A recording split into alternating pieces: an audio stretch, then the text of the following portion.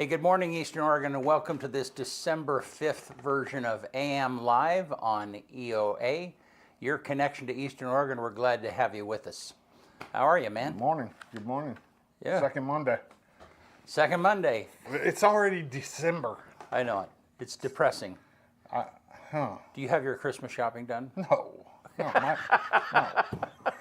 Do I look like the kind of guy that would have my Christmas shopping done already? But it's like, I don't either. It's like, yeah, Tanya would have, like, on Saturday, it was like, I'd really like to finish our Christmas shopping today. And I'm like, okay.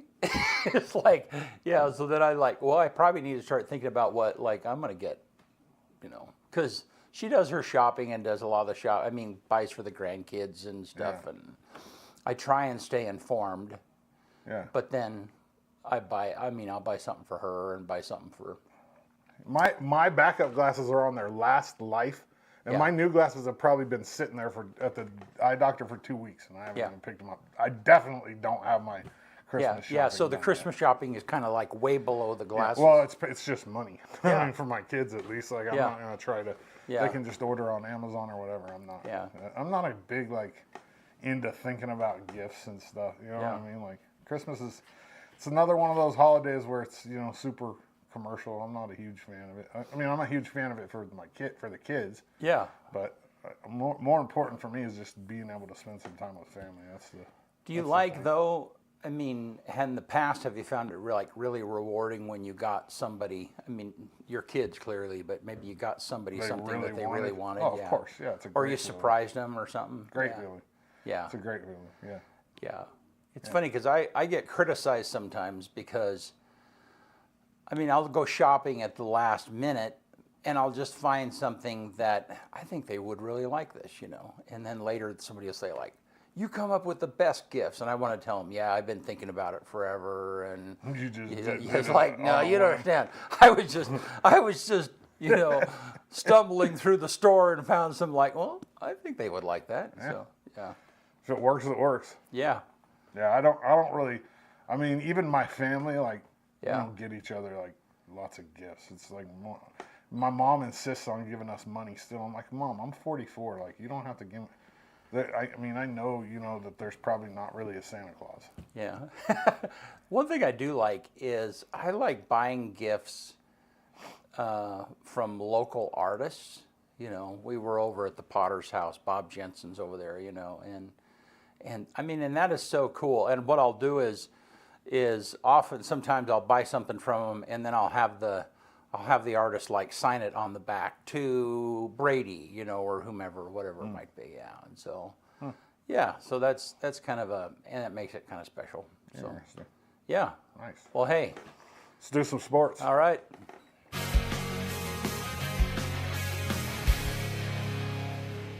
AM Sports Report brought to you by Buffalo Peak Golf Course. Take a trip out there, Union, man. Dana's got it going on. It's getting to that season where there's not a lot of golfing, but you can still go check out the pro shop. He's done a great job in there. The selection is great. Buffalo Peak Golf Course. Meet me at the Peak. EOU volleyball lost a heartbreaker last night, 3-1 in the semifinals of the national tournament.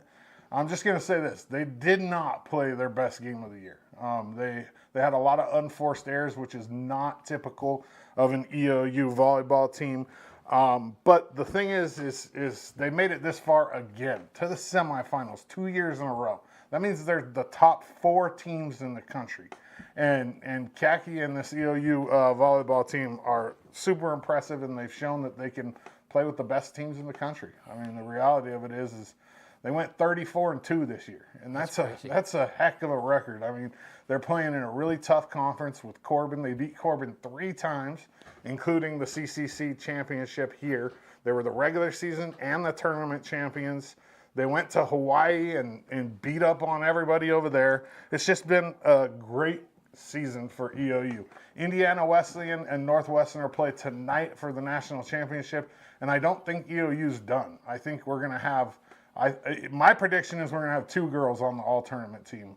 Sophomore Kira Vaughn, who had 27 kills in the quarterfinal game, and then Sade Williams, who's in her 5th year. She's a senior, and I think Sade will be a first-team All-American this year as well. And so we'll find that out tonight after the game, who makes all-tournament team. What a great year for EOU volleyball, though.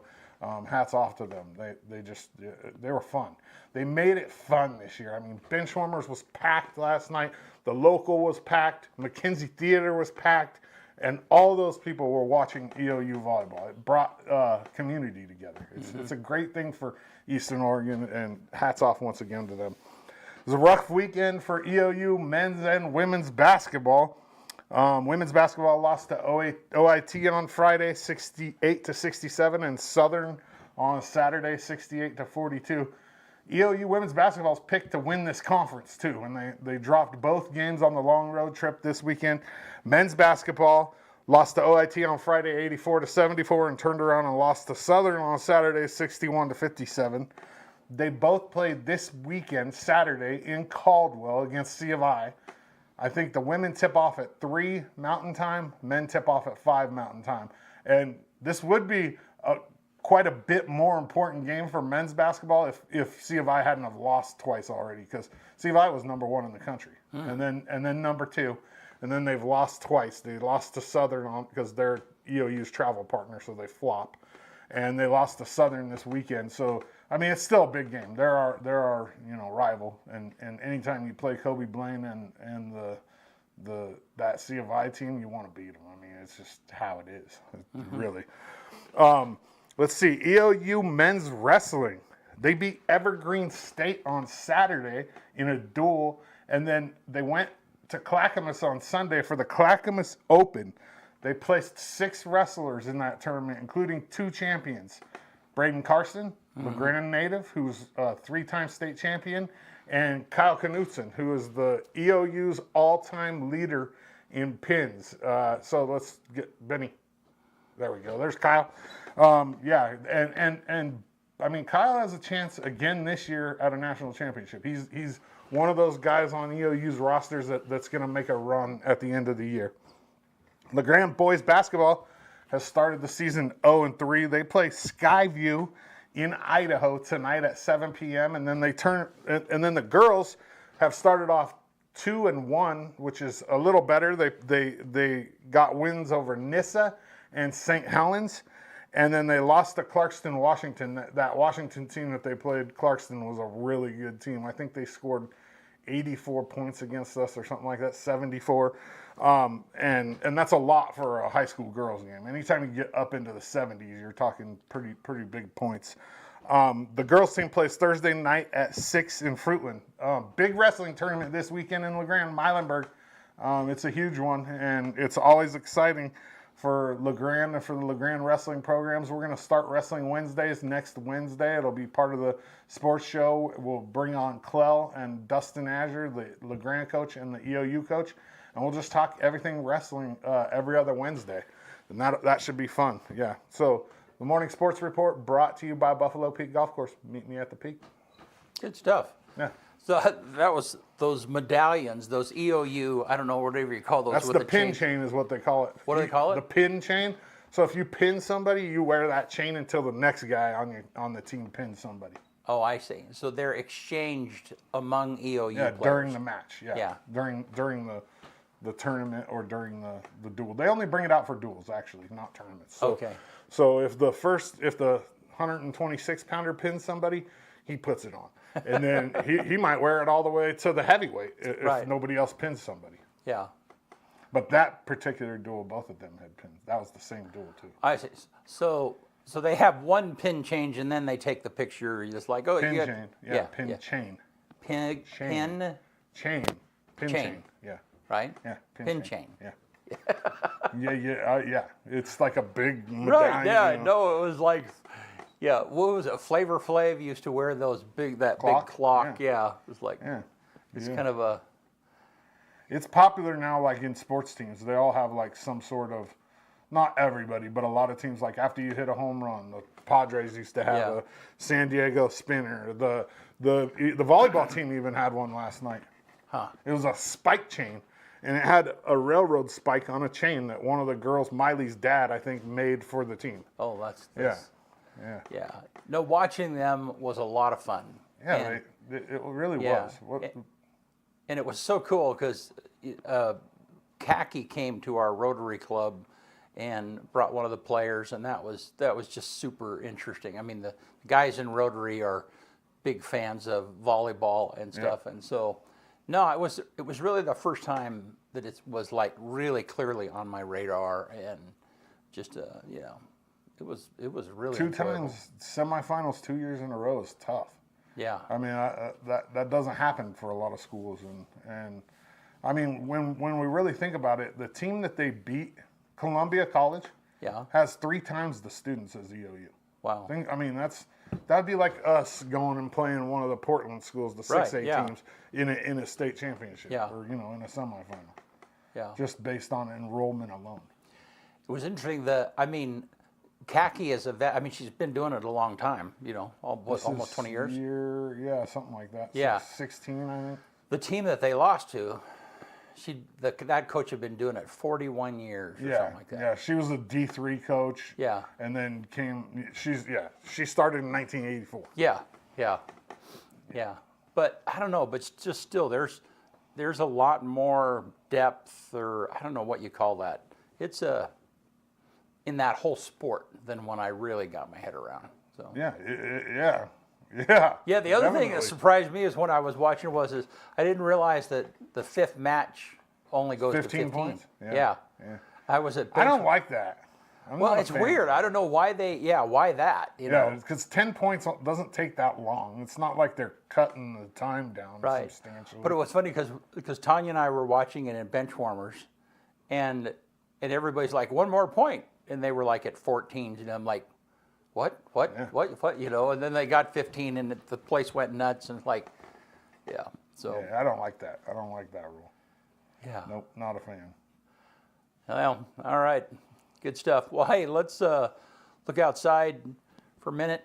Kind of drizzly, one of those fall days with no snow, but It's warm though. Yeah, it's not bad. Oddly warm this morning. yeah.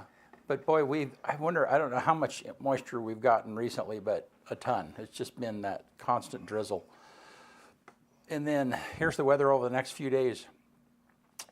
51 today. Which is pretty warm. Yeah, but it looks like it's supposed to be raining clear through the rest of the week. I think on December 1st, Portland set a record for the warmest day ever in Portland. Really? 65. Warmest day in December ever. Huh. 65 degrees. I think it was the record. Yeah.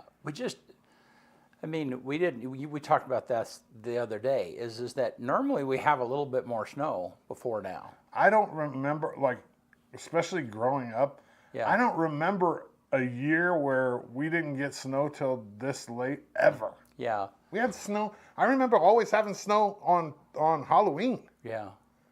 Well, and I had friends that hunted. They just got done with the hunting season that ended recently, and there was hardly any snow during that, which makes it a lot more difficult. So, Morning, Jimmy. yeah. Good morning. Yeah. All righty. Well, this morning we have LeGrand Police Chief and Lieutenant Jason Hayes, Police Chief Gary Bell, and Lieutenant Jason Hayes is with us, and they're going to be with us right after this commercial.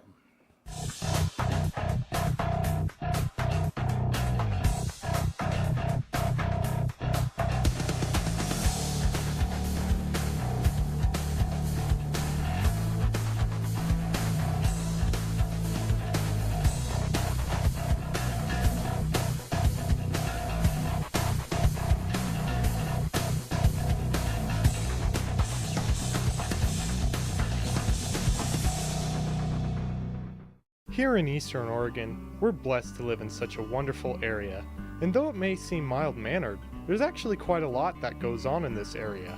And apparently, there's two dinguses who happen to be here that are actually crazy enough to get up at the crack of dawn to talk about it. Tune in to AM Live on EOA with Brent and Dodsey, featuring special guests, weather, sports, news, and more, every Tuesday and Thursday at 8 a.m., only on EOA Live, your connection to Eastern Oregon. Now on Roku. Eastern Oregon is full of interesting people, with interesting minds and interesting things to say. Here at EO Live, we're committed to connecting you to these intriguing people with EO Talks. We let our special guests share their ideas and life experiences with deep, open, engaging, and inquisitive conversations. You'll also be informed in depth on some of the most recent and relevant events, issues, and more. EO Talks on EO Live, your connection to Eastern Oregon, now on Roku.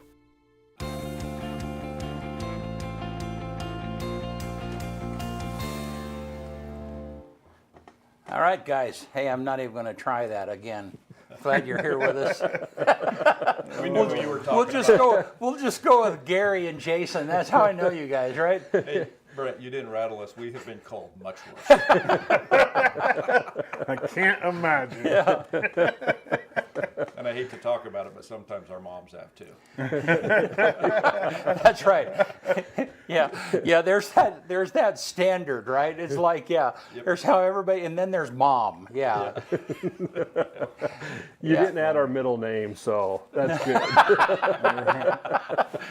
That's how you know that you're comfortable, right? That's right. Right. So, well, great. Thanks, guys, for being with us today. And Jason, thanks for jumping in. You and I've known both of you guys for a long time, but it's great to have you with us here. And so, I don't know, how are things going? Bring us up to date. Fantastic. Yeah. We're always busy. I sometimes I feel like that people think, well, that's just, you guys just say that, but I mean, people say, well, how was the week, or how's things go? We're just busy all the time. I mean, there's never a shortage of, quite frankly, the lieutenant and I often are talking about, there's things that we would like to, projects or things that we would like to, take on, and we just seldom are able to get there because we have to deal with what's pressing at the moment. Yeah. And now for some time, it's just been, we have retired in the last 3 years about a third of our department.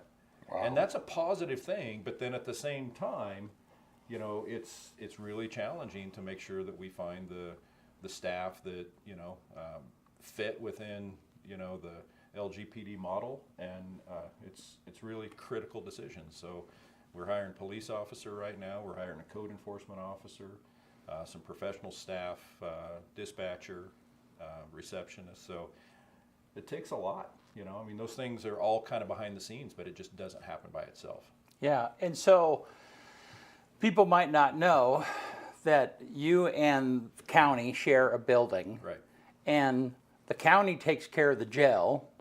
You guys take care of the dispatch. I don't know how that was divided all those years ago, but you dispatch for all of the emergency services in the area. Is That's that correct? right. Yeah. If Rhonda Griffin is our dispatch manager, and she would be able to tell me exactly. But I think it's like 22 first responding agencies in Union County that we provide dispatch services to. So I didn't know there was that many.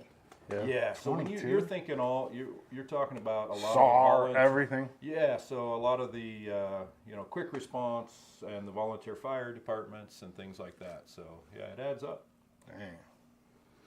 Well, and I was in that. I mean, it's been a little bit. It was probably around the last time that we talked. I think we talked about dispatch, and then a few days later, I happened to be down at the station and kind of walked in there and looked for a bit. And man, I thought, it's not dissimilar to our control room in the back area where Benny is, but only maybe twice that amount, right. 2 or 3 times that amount of size. So every person, every operator or dispatch, I don't know, what do you call them? Dispatchers, yeah. They have probably 6 screens in front of them, and all of them are different communication portals. Right. One is for the phone system, and one is, and they have 5 tabs open on each one of those. Yeah, and so it was, and I was amazed at the technology and just the ability to communicate, the ability to patch an incoming phone call to another agency. So if we talked about that the other day, where somebody can dial 911. I mean, let's say that you're out of town and one of your parents is ill, and they call you rather than calling. So then if you call 911 and you're from Ontario, but you happen to be here, Right. you're going to get dispatched to the local dispatch. right. And so then this dispatch center has got to connect that call to Ontario, wherever it is. Yeah. And, That's right. Yeah. yeah. And so anyhow, it's just an amazing Yeah. amount of stuff. You know, those folks in there are masters of divided attention. Yeah. And if that's not your thing, you can get overwhelmed pretty easy. Yeah. But they're all high functioning people, Yeah. and they love it. You go in and from my position, and I know the lieutenants as well, it's like, I'll go in the morning, it's like, hey, how was the night? How's the day going so far? And in the uncommon times when, the response is, well, it's been quiet, my thing is fantastic. Yeah. Right. Right. But for Nothing's them, going they're on. like, no. Yes, and they hate it. Yeah. I mean, they want activity. Not in a negative way. I mean, they don't want to see people, experiencing trauma and things like that. But they like being busy. That's their makeup. Some people, that feeds their motor. You know what I Yes. mean? Like, they have to have That's that. right. Otherwise, they're not happy. Yeah, their motor being fed is Gary and Jason's stress and Right. anxiety. Is the gray hair on top of your head. Well, I appreciate that. There's not much. Hey, I there's got not much plenty to be myself. gray. That's why I wear this. Hey, so let me just tell everybody, like, we have the police chief and the lieutenant here, so if you guys have any questions for them, feel free to blast them off, and we'll get them asked. Yeah. So, and I was amazed, at what you said when I went in there. I mean, I think that one of the dispatchers was kind of involved in the situation. The other person was not and stuff, but still they were able to, keep their ears open, but have a normal conversation. I mean, if I were in that situation, I'd be like, I don't know. I would be so having to concentrate on what might come in, Right. that it would be difficult to even, have a normal conversation. And that was, it was impressive. It really was. Yeah. And We're just thankful to have them. Yeah. And we have the unique opportunity to see the inner workings of that, but then just as a community member, first and foremost, and we have family here, so just thankful that we have those systems. Yeah. And oftentimes, you mentioned how some of that all got started, and to me, and a little bit tongue in cheek, but it's like 911 is not that old. To me, it's not. It was the late 80s, early 90s when we first saw 911, and I know to some, oh boy, that was a long time ago, but I can remember before that, when you had to just look up if you wanted police, fire, or an ambulance, you had to look up the phone number for said That particular- service. yeah. In a phone book, In the too. phone- Not here. Yeah. You can That's right. Siri it up. But what an incredible technological advancement for us, nationwide, but in our own community. And real quickly, the way that came about was when 911 came on scene. The City of LeGrand Police Department was already doing 24-hour, public safety service, and we had a dispatch center, so it was just doing police dispatching. But it was a natural fit because we already had a dispatch center, so it rolled into. So all of the 911 employees are City of LeGrand Police Department employees, but we provide that service, and we take great pride in being good professional partners and providing the level of service that each of those 20-some first responding agencies both need and deserve. So Thanks. so let me kind of direct a little bit to a different topic, because this is, so you, Gary, you were the lieutenant before when there was, and I'm trying, the chief of police is Brian Harvey. when Brian Harvey was, and he had been here like 10 years. Correct. Right, and so you were the lieutenant, and so then when you became the chief, then Jason became the lieutenant. So you've done his job. Probably not as well as he does Yeah. his job. Okay. But Yeah. Yes, I have. So yeah, I mean, but talk a little bit about, I mean, how has, and maybe Jason, how has that gone? I mean, I realize your boss is here, and so you can't. But I mean, has that? I got your back. Has that? Has that been helpful? Has that been helpful to know that your chief has done your job? Yes. Yeah. Yeah, absolutely. So one thing that LeGrand Police Department has done, and historically, is this culture of family within the agency.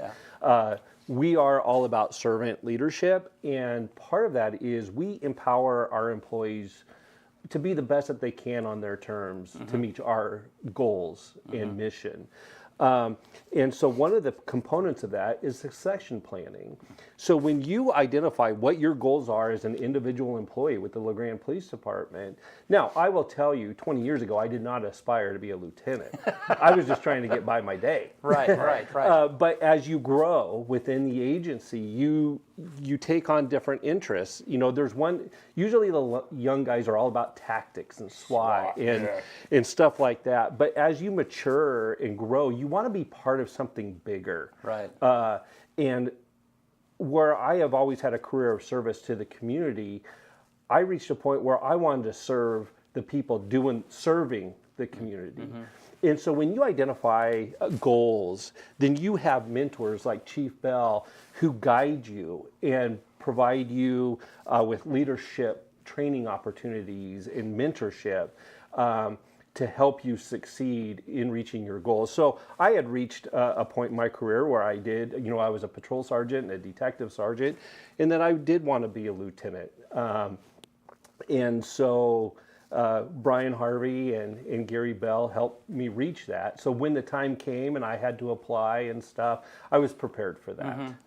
So, and it was big shoes to fill having Chief Bell as lieutenant because he's very innovative and he takes things to a new level. And it's whatever the industry standard is in law enforcement, he takes it to there and then a little bit more.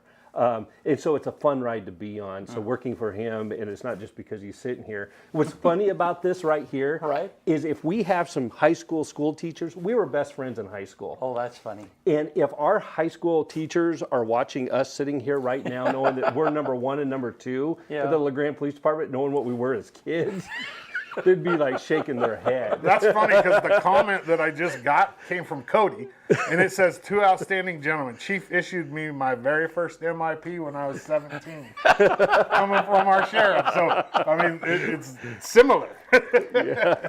Yeah. So anyway, that's kind of how, we grow within the organization is through successful succession planning. Well said. So how do you guys divide responsibilities? I mean, and I know, and maybe when do you zoom in? Because I mean, you're both in a more of an administrative role. You're at a higher level administrative role. But how do you? I mean, so 2 questions. Generally, how do you divide responsibilities? And then at what point do you, are you more involved in some of the different areas? Sure. Yeah, so the structure of the police department is that, I act as, like in the private sector, would be the CEO of the department. And we have 2 divisions. We have the operations division, and then we have the communications division. And so Lieutenant Hayes is in charge of one of those divisions, the operations division, which has all of the police officers, detectives, code enforcement. So the day-to-day oversight of all of the operations, that's Lieutenant Hayes' responsibility. On the other side of the house, in communications, I mentioned Rhonda Griffin. She's the communications manager. So in that division, you have the 911 center and then our professional staff, so records, reception. So then both Lieutenant Hayes and Rhonda both answer directly to me. And really what they do, I have mission intent. And we communicate, we have weekly command staff meetings, and they brief me. Most of the time the information is coming up. They're just keeping me, abreast of what's going on. Sometimes they need me to weigh in on things, but I'll let Lieutenant Hayes talk about, what he does in terms of day-to-day stuff. There's a lot. Yeah. But we also, if I'm out of the office, if I, take a day off or maybe 2 or 3 at a time, then in my absence, Lieutenant Hayes is the acting chief of police by default. So he has all the authority that I have because the operations need to go on. Right. Yeah. So tell me, give us an idea, Jason, of the things that you do. Yeah, so I'm busy. So some of the meat and potatoes of what I do is I manage the budget for our operations. I manage the fleet, so all of our vehicles, all of our officers and employees training that follows under the operations division. All of our collateral duties and special programs, I manage those. Now I have coordinators. We designate, our officers as coordinators, but I manage all of those. I handle the pre-employment background investigations, internal investigations. It's a long list. Yeah. But it's fun. It's challenging, which I like, and it's a little bit fluid because. The nice thing about the chief and I, the longer you spend time in law enforcement, you start seeing trend changes within the community, within law enforcement and stuff. And, we kind of giggle because we were both promoted into these positions, chief and lieutenant, at kind of the timing was not really good. It was right at the heels of the George Floyd incident, so all the unrest and stuff like that. And then we went right into, as soon as that settled down, right into COVID. Right. Both of those had a lot of challenges as police officers Right. and managers within the police department. And now we're dealing with our third one in just 3 years, and that's the mental health crisis. So all these challenges, we're having to navigate new roads all the time. And so that's a big component of it as well. A big part of my job is just mentoring and successful planning. Just as somebody helped me grow, I'm trying to help, we have a couple of sergeants that I identified that they would like to be a lieutenant someday. So I put my energy into them as well and help them get so they can reach the goals that I have. So who hires? How does that process work? Yeah, so, ultimately the hiring for any City of LeGrand employees is done through our human resources specialist at City Hall. But then each of the departments have a significant burden to carry when it comes to that. So at the police department, with support of our HR specialist at City Hall, we do most of it. And so if it's, say, a police officer, let's just pick that. So, there's quite a process, and a bunch of steps. It all starts with an application, and once we receive those, then the lieutenant and his team, when I say that, he has 5 sergeants that it's the next rank directly below lieutenant that work directly for him. They review and score those applications, and then they come to me, and I review those. We make a determination on which applications actually meet the minimum criteria of the job description, and then those persons will be invited to come test. Test day, looks like a physical test that has to be done, and each one of these you have to pass it to move to the next step. But on test day, physical test, a written test, and then an oral board interview.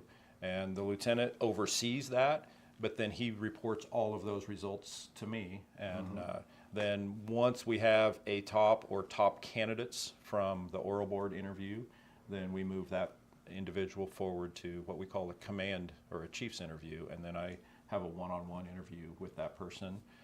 Then we move them forward, whoever is selected, into a background investigation, and then that goes back to the lieutenant and his team to do.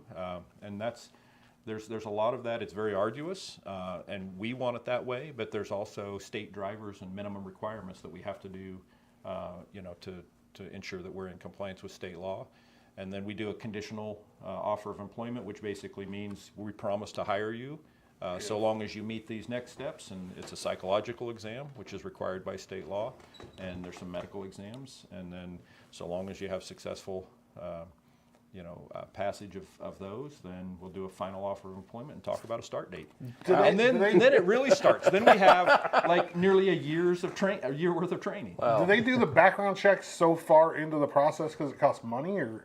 Yeah, and resources. Okay. Because here's the thing: if it weren't for those limitations, we would do a background check Right off the on hop. every candidate at the very beginning, because that very well may be one of the most useful components of the selection Has to process. be, But right? we have to have some processes, because the written test, there's minimum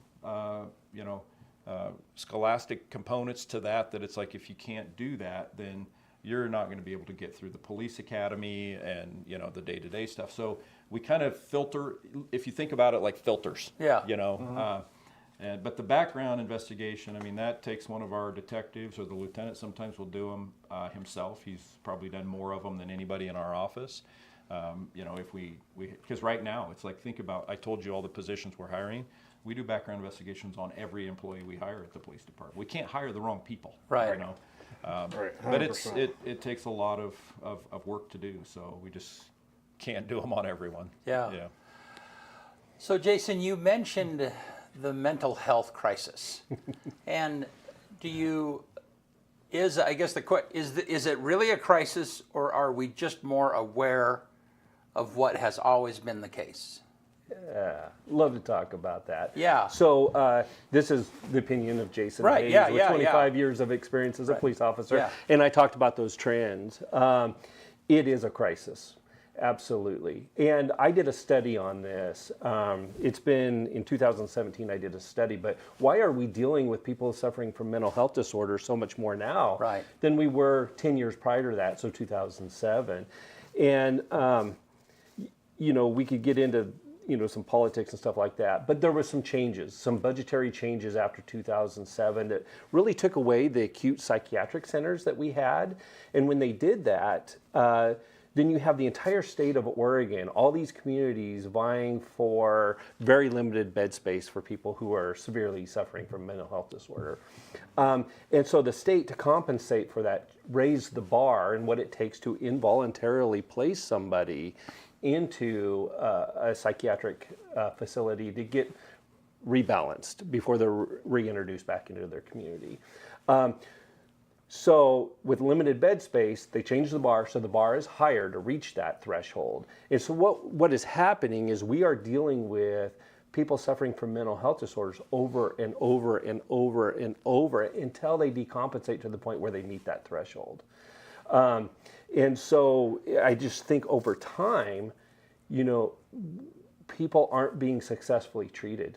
And Oregon puts civil rights before public safety, historically in the legislation. And when you do that, it just makes it very difficult, because most people that we deal with out here in the community that are suffering from severe mental health disorders will not voluntarily go to get help. And it makes it challenging for our mental health workers. They're trying, they're doing the best they can, but they're under the same restrictive guidelines. And when you can't involuntarily place somebody, it makes it very difficult. Drugs can't help that either. I mean, No. the drug problem No. has fueled hand in that hand. fire. It does go hand in hand, and we always, so we have these behavioral health or mental health multidisciplinary team meetings to try to address this within our community. What is the best way? Because what we're saying is, and I think it's holistic, is we're not saying that somebody suffering from a mental health disorder is a criminal. We're not. Right. It's just because their untreated mental health disorders are being prolonged, they end up committing crimes. Doesn't mean they're a criminal. So how can we keep them out of jail and get them the right help that they want? And it's a broken system. It is very difficult. I mean, this is a conversation that, you get a lot of people involved, but we want to systematically, so us, Grand Ronde Hospital, Center for Human Development, the District Attorney's Office, we're trying to address this. What is the best way? We are not drowning, but we're treading water. We're not making headway. So, but it didn't just happen this year. So it's been No. developing over a long period of time. Yes. It probably, it probably has contributed to the dysfunction that came along with COVID. And I mean, but are we zooming in on it more now? I mean, technically, we probably had those same people that were not being serviced during COVID as what we do now. Right. But COVID wasn't more important.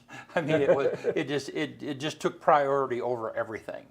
So, I mean, I don't know. What is your assessment? What is your thought there? And those are good questions for people in the mental health profession and, Yeah. and in the medical profession.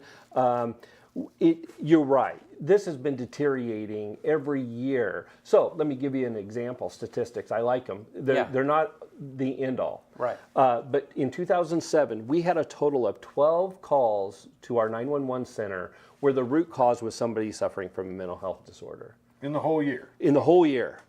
This year alone, we're going to be well over 600. Yeah. There's perspective for you. Wow.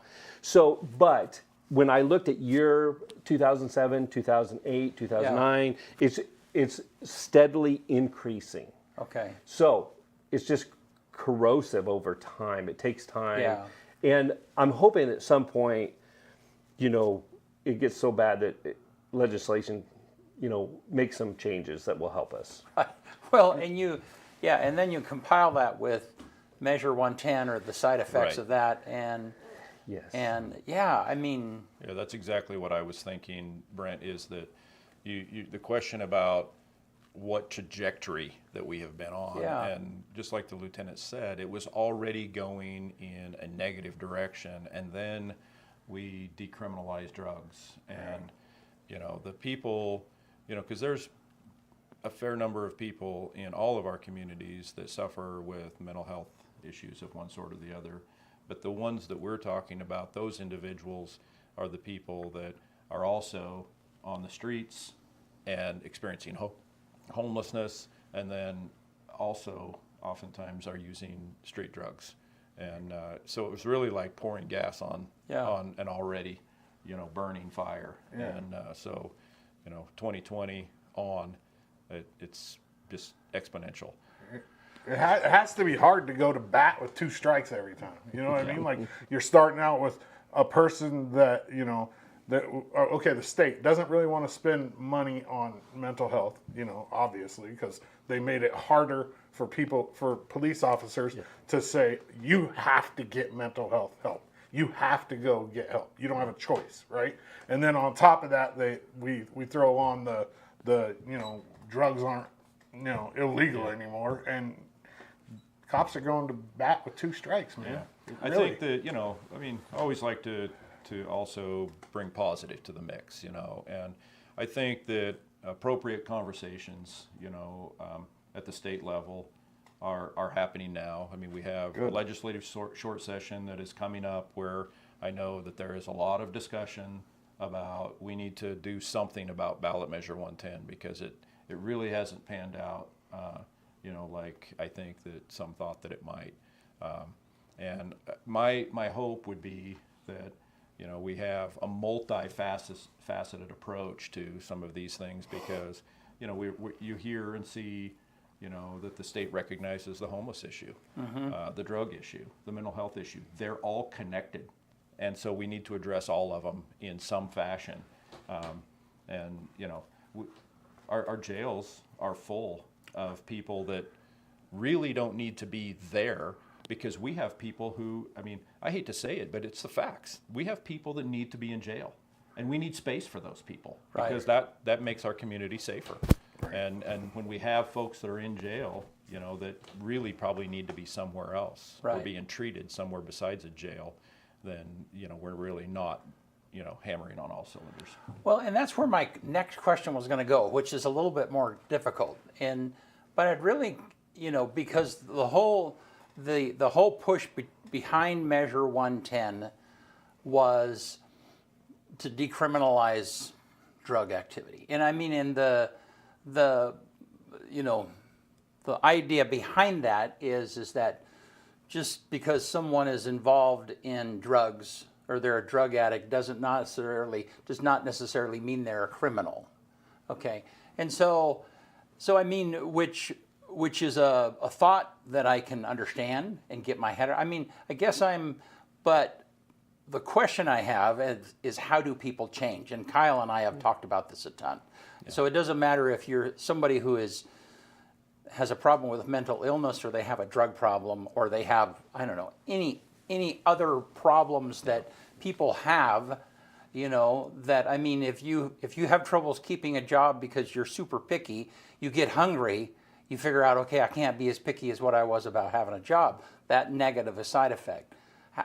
What is your assessment of how people change? I guess is the bigger question, because what we've done is, it seems like we have removed the disincentive of some of these things, and so then that has caused this runaway train in some things. Yeah, so let me touch on it a little bit, and Lieutenant, I'm sure we'll have some things to throw in, but I see it as quite simple.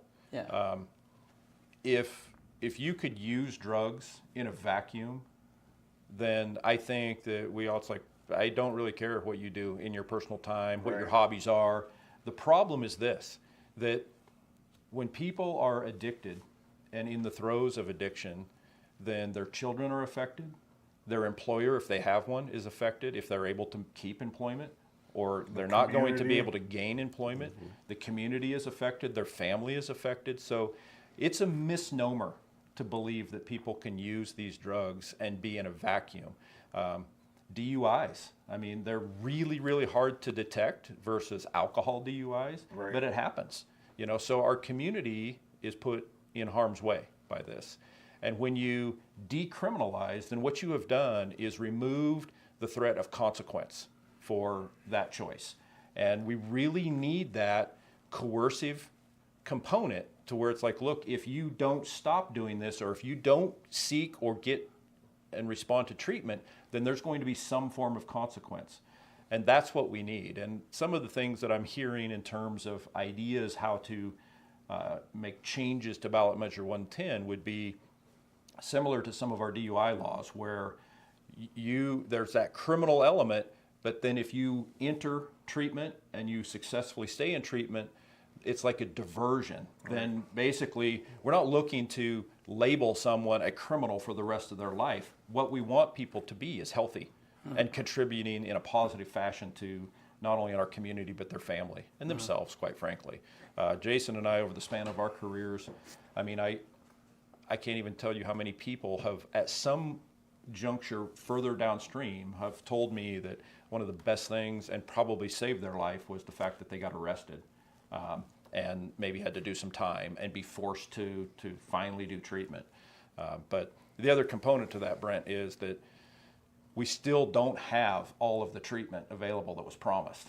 And I mean, we need treatment available all the time and readily available, so that when people who are in the throes of addiction are ready to do that, they don't have to wait for weeks or months, because they're ready today. Because it's a really critical point when they get to that point. When they're ready, we need to have that available to them. And because if they have to wait for weeks or months, chances are they're going to kind of not lost be. the moment.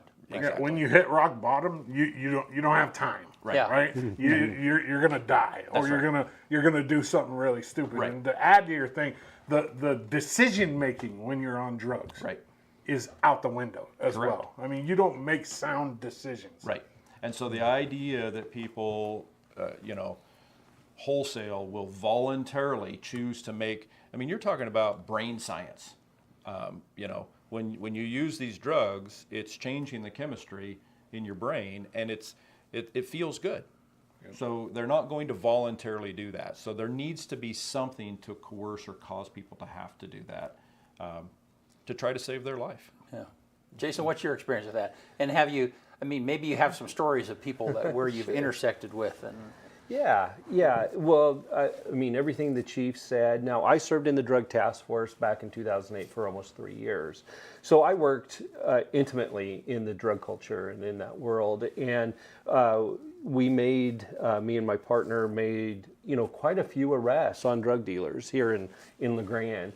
And all of our drug dealers that we dealt with at that time dealt drugs to support their own dependency.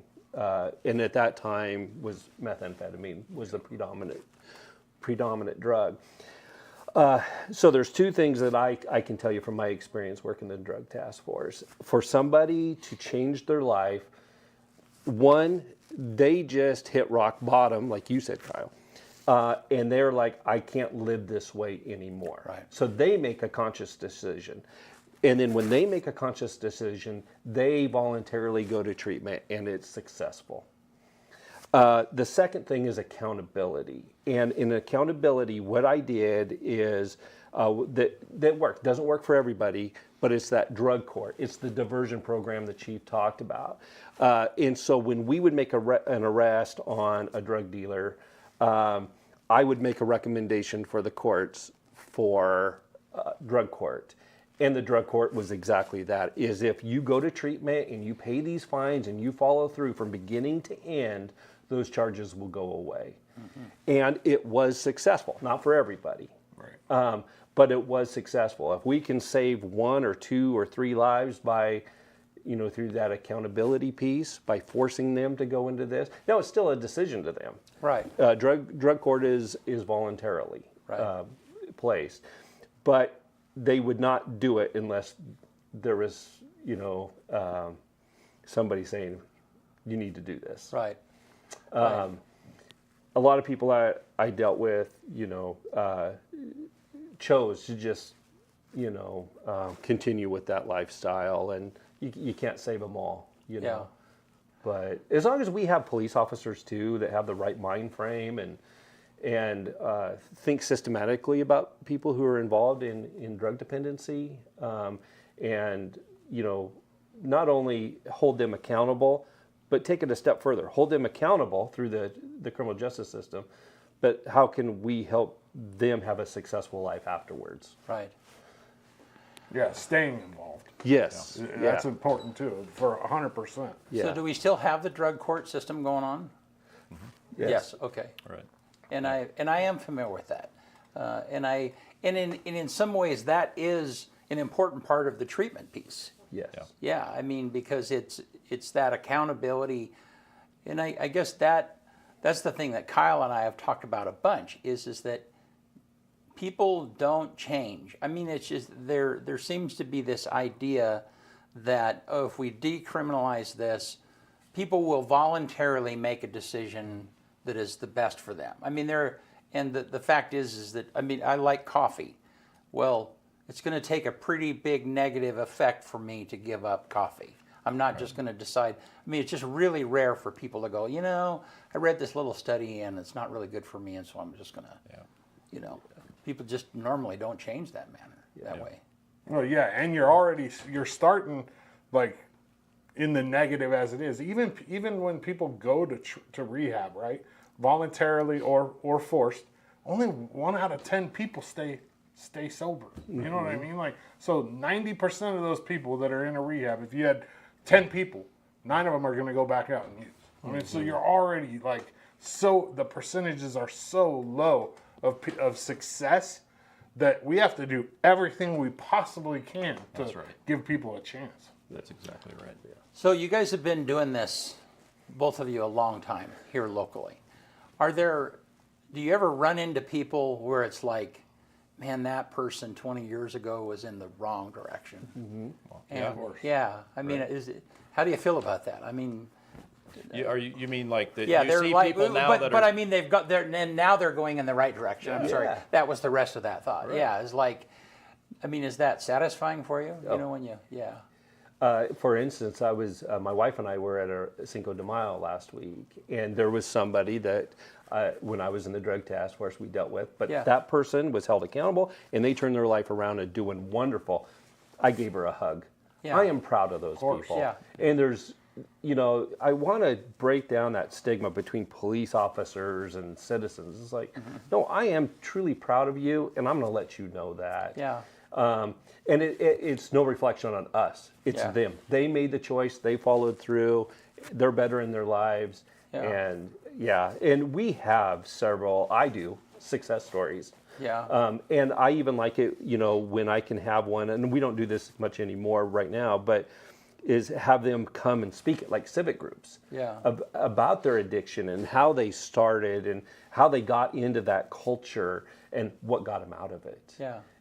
And I think kids need to hear that, because that's more, if a police officer goes and talks in front of a bunch of kids about what they should and shouldn't do, it's too sterile. There's no human connection to It's that. too much like mom or dad. Yes, Like, exactly. Yeah. And so, but if we can actually take somebody, especially if they're a LeGrand resident, Yeah. and say, hey, I was just like you, and this is where I took the wrong path, I think that connects with the kids a little bit more.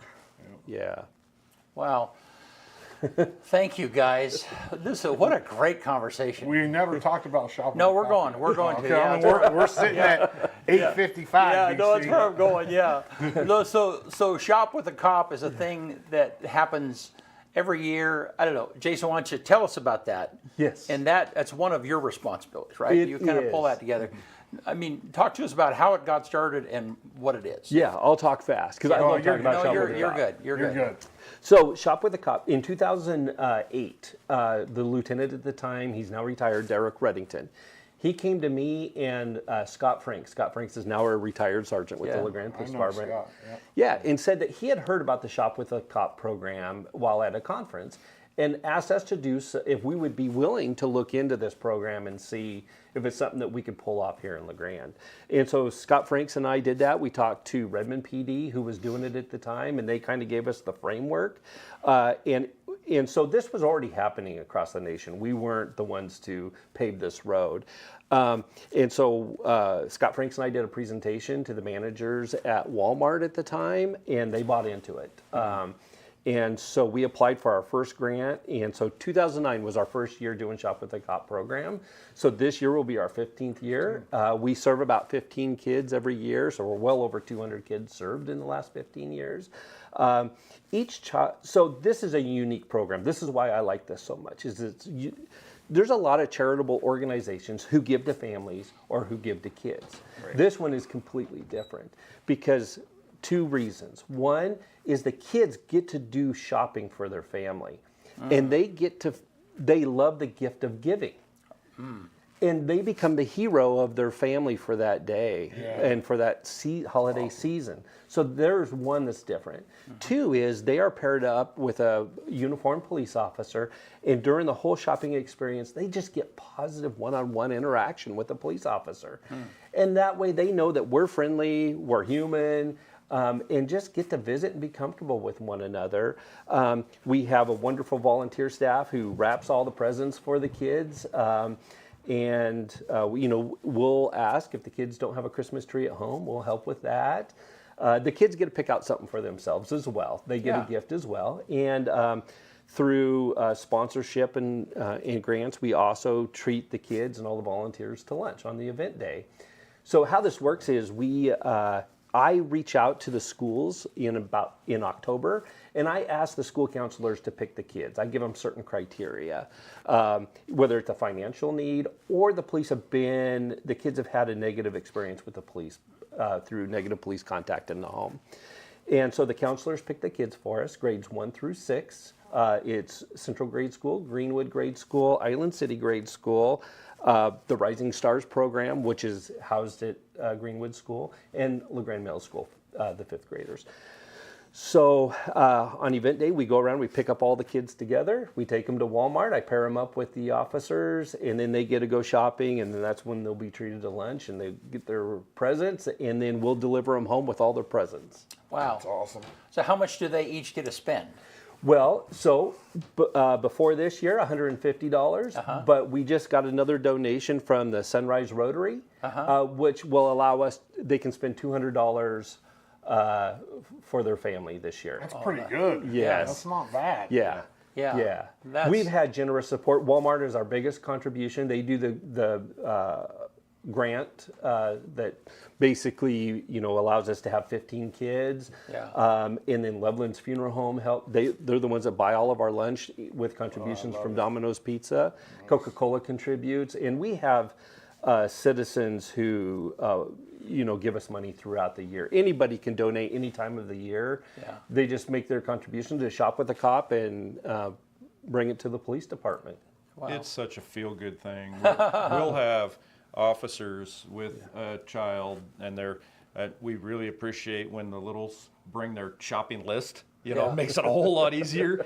But we'll be walking around, and people that happen to just be there, you know, coincidentally in the store, they see what's going on, and you can see how, I mean, it really is heartwarming. And it's often that people will, you know, find a representative and make a donation right then and there. Wow. You know, Not only does it help families, but like when you said the negative police interaction, Yes. I know like the very first time I got pulled over, I was so scared.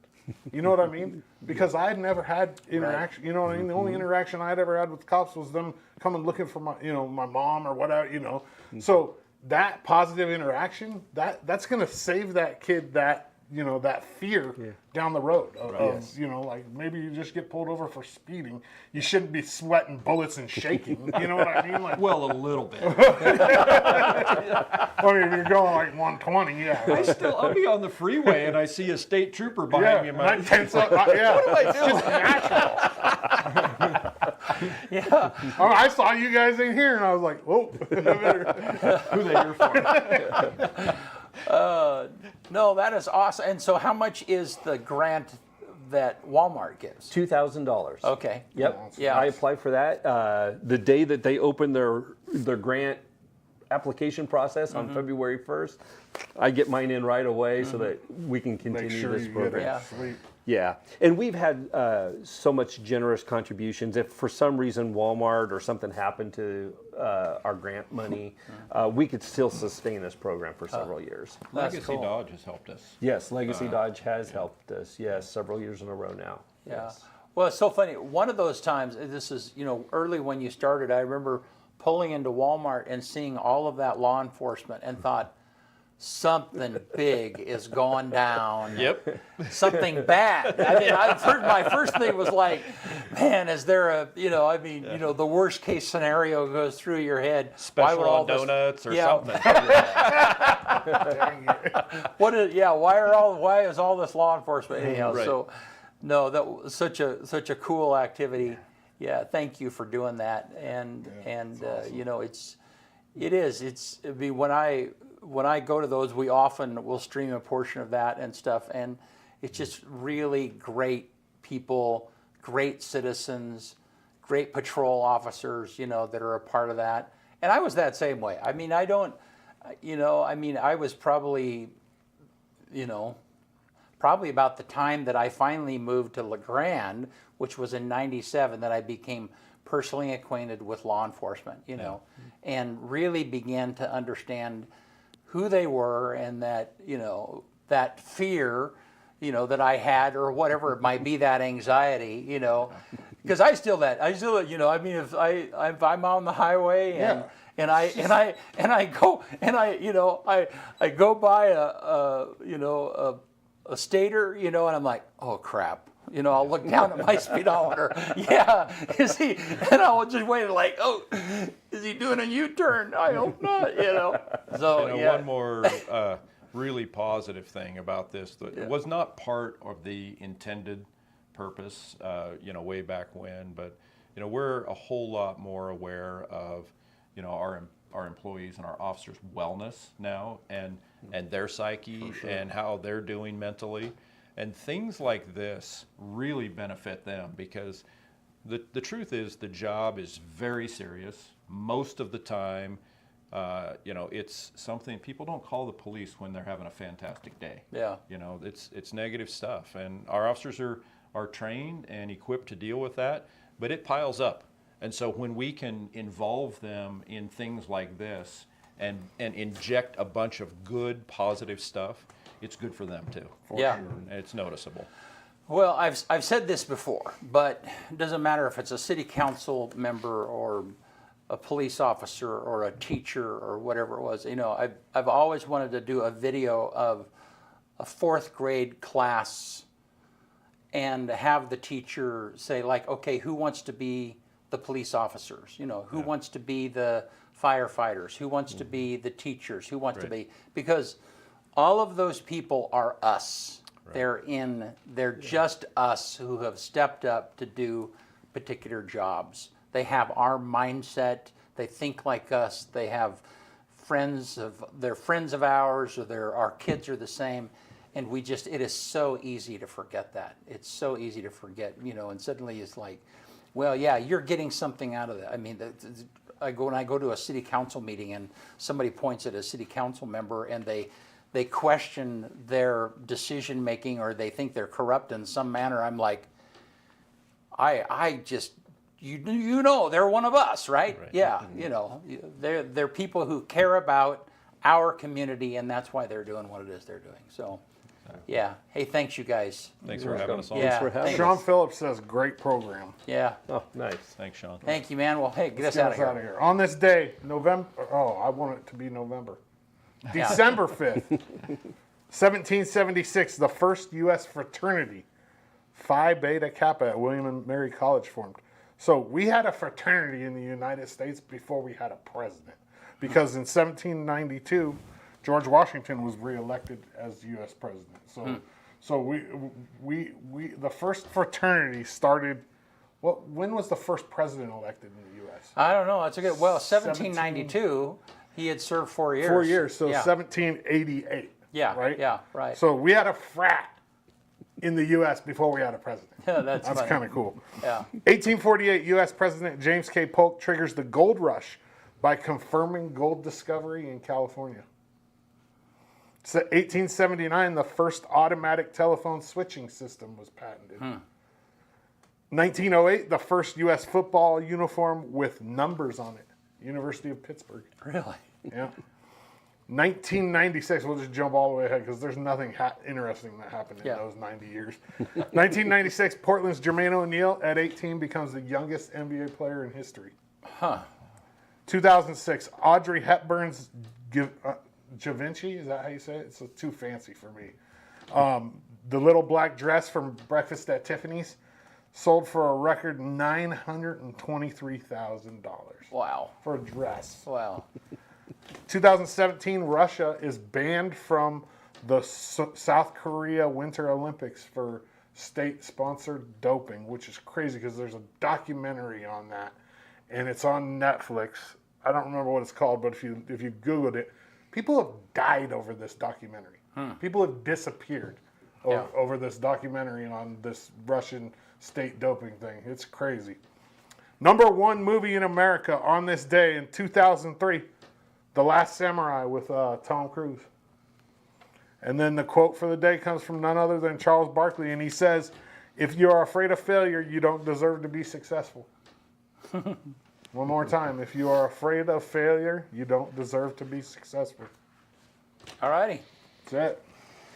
Thanks, Appreciate guys. you guys. Yeah, thank you very much for your time. Merry Christmas. Yeah, Merry Christmas. Yeah, and the Shop with the Cop is next Thursday. Is that what we said? It is at 11 a.m. 11 a.m. What a So great yeah, program. thank you for doing that and organizing that, and it makes a difference. Yeah, I appreciate it. We'll see you on Thursday. Thanks, guys.